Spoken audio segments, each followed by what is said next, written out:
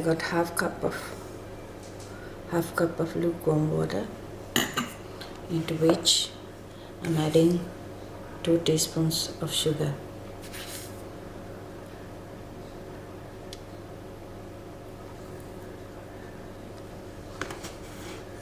Give it a stir.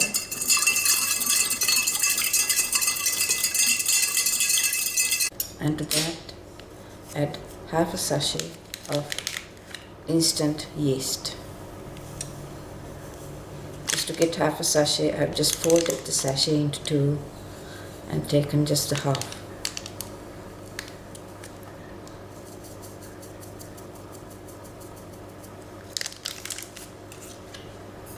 Stir it well.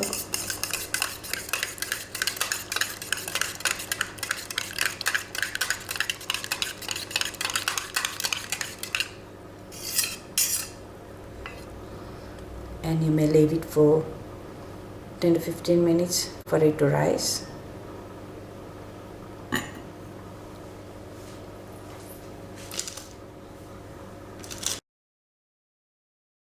Measure 2 level cups of rice flour.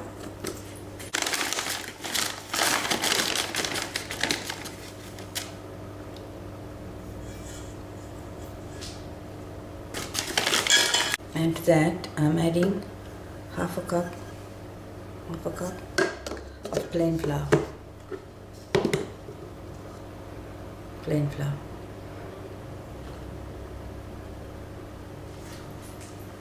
Next, you have 1 tin of coconut milk. Stir it well. Put it into a jug.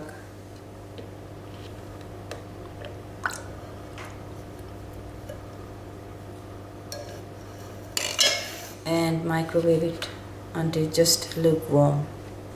While the milk is warming up, just check on the yeast. You can see it starting to bubble. I got 400 ml of warmed up coconut milk, into which I'm going to add 200 ml of water.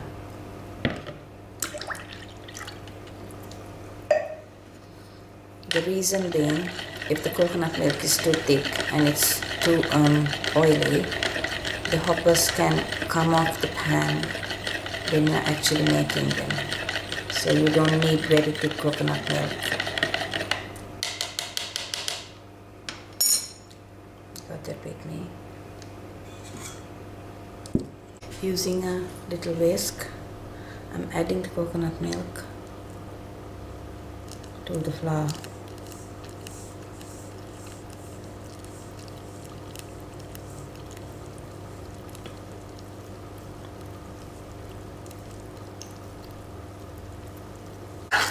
Best way to check the consistency is to stir it with a spoon and see whether the spoon gets coated fairly thick. That should be about the right consistency. You can now see the yeast has nicely risen, and you add it to the mixture.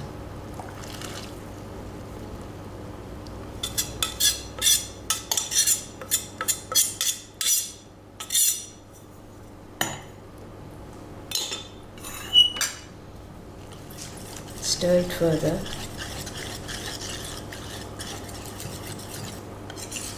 You can cover it a bit with a bit of cling wrap.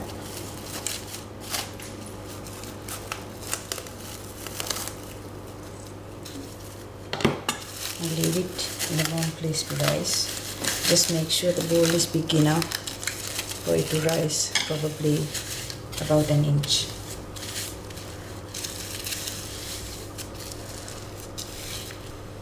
I have not added the salt because the salt has to be added last, as the yeast will not start to help the flour to rise if you add the salt right now. As you can see, the batter has nicely risen. You can see the bubbles in it. So to get this, I suggest that you put your batter in the warmest place in the house, which could be if you have a warming drawer or if you have a airing cupboard which has more heat than the rest of the house. That will be nice. And now it's almost ready to make the hoppers, but I'm adding the salt only now. I didn't add it earlier because it can stop the batter from rising. So roughly about approximately 1.5 teaspoons of salt, and if you like you can just taste it to see.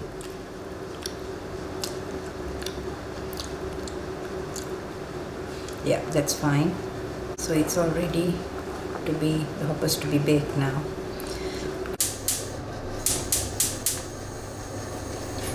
You put the hopper pan on the fire on medium heat. Don't make it too hot because then the batter tends to come off the pan. You can see the consistency because when you pour it, it's not too thick, it's not too watery, but just like pouring thick double cream, unwhipped double cream, that's the texture.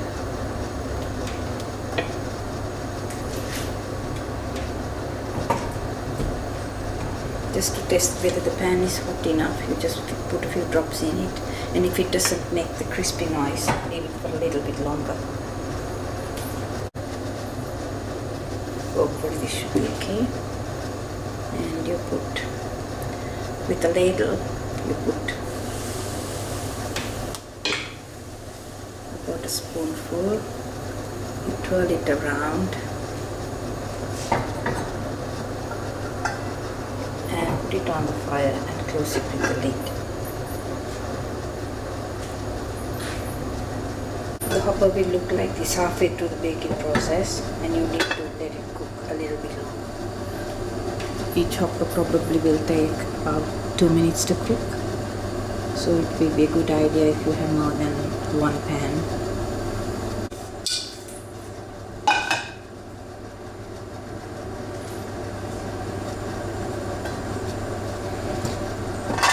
You can see the hopper which is nicely browned, and at this stage it should just come off the pan. You actually don't need a spoon, or you can just slide it off. You can see. Okay. And let the pan just cool down for about 30 seconds before you put the next one, because if it is too hot, the batter will come off the edges. If that happens, just put it aside and put the batter again. So I'm going to do another one now.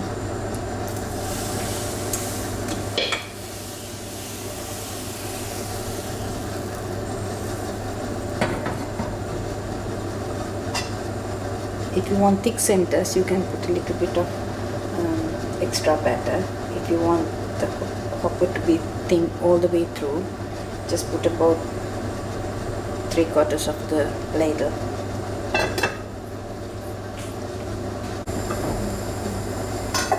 You can see the hopper nicely brown, and it's yummy with marmalade, jam, treacle, curry, anything really. It's very versatile food. I'm going to now show you how to do an egg hopper. You don't put as much batter, you can put a little bit less, and that's what I'm going to do. Give it a twirl,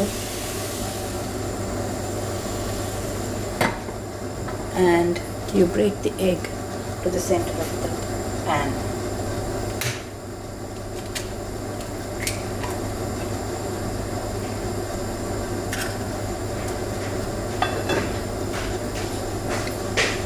Keep it covered and reduce the heat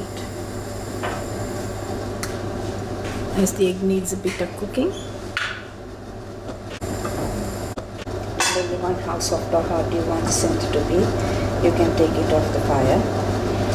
I personally like the soft center, so I wouldn't let it sit too long. And you can see, I'll just show you quickly, bubbles have appeared. So maybe for another 30 seconds I'll cook it before I take it off. As you can see, it's nicely cooked now.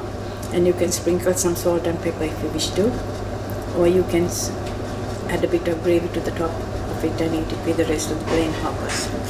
Thank you. Hope you enjoyed the video. Thank you.